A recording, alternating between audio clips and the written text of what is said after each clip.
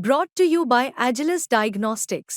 Health test की बात आती है तो मैं भरोसा करता हूँ India largest diagnostics company Agilus diagnostics. खुद को टेस्ट करते रहो।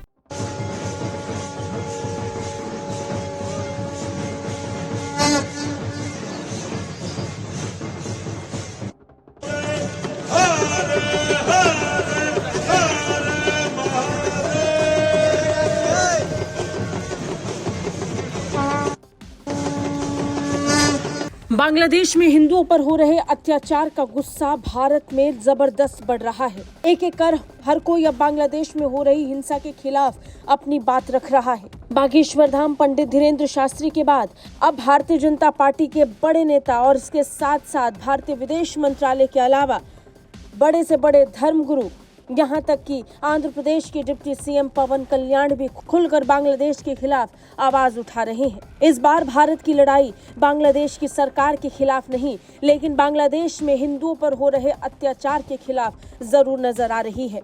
बांग्लादेश इस समय सांप्रदायिक आग में झुलसा हुआ है। हिंदू धर्मगुरु चिन्मय कृष्णदास की गिरफ्तारी के बाद भारत में तनाव बढ़ गया है।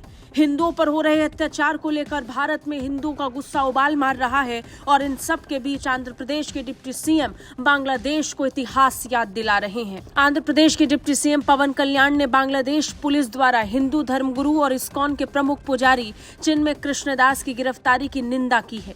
उन्होंने बांग्लादेश को उनका इतिहास याद दिलाकर भारत द्वारा किया गया एहसान याद दिलाया है, उस कर्ज को याद दिलाया है जिसे आज बांग्लादेश भूल चुका है। बांग्लादेश में हिंदुओं पर अत्याचार भारत के लिए इस समय सबसे बड़ा दर्द बन चुका है। पवन कल्याण ने कहा कि आइए मिलकर चिन्मय प्रभु की गिरफ्तारी की निंदा करते हैं। हम मोहम्मद यूनुस की बांग्लादेश सरकार से आग्रह करते हैं कि वो हिंदुओं पर अत्याचार रोके। बता दें, बांग्लादेश सरकार के 100 दिन पूरे हो चुके हैं, यूनुस सरकार के 100 दिन पूरे हो चुके हैं और इन सब के बाद मोहम्मद यूनुस को 100 दिन का काम गिनाने की फुर्सत तो है, लेकिन इस दौरान हिंदुओं पर हो रहे अत्याचार की उन्हें जरा चिंता नहीं है।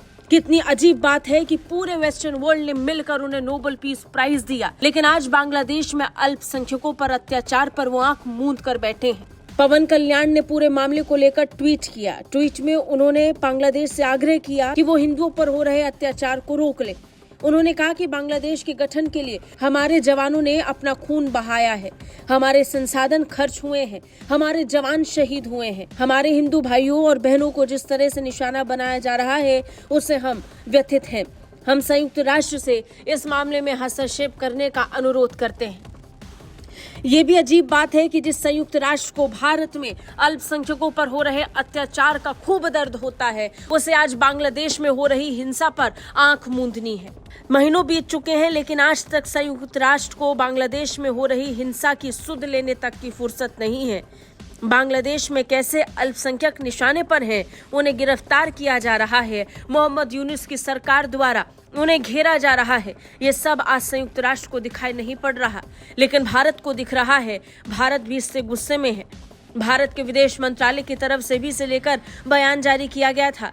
भारतीय विदेश मंत्रालय ने चिन्मय कृष्णदास की गिरफ्तारी की घोर निंदा की थी। भारतीय विदेश मंत्रालय ने कहा था कि ये दुर्भाग्यपूर्ण है कि हिंदू अल्पसंख्यकों को निशाना बनाने वाले अपराधियों की बजाय शांतिपूर्ण सभाओं के माध्यम से वैध मांगे रखने वाले एक हिंदू पुजारी के खिलाफ देशद्रोह का आरोप लगाया जा रहा है। बांग्लादेश में इस समय हिंदुओं को टारगेट किया जा रहा है। पूरी प्लानिंग के साथ ये तय किया जा रहा है कि किस तरीके से किसे गिरफ्तार करना है, किसके खिलाफ देशद्रोह का मामला दर्ज करना है और कैसे हिंदुओं को कुचलना है। ये बात भारत को समझ में आ रही है और इसलिए आज भारत जागरूक है और बांग्लादेश का खुलकर विरोध कर रहा है।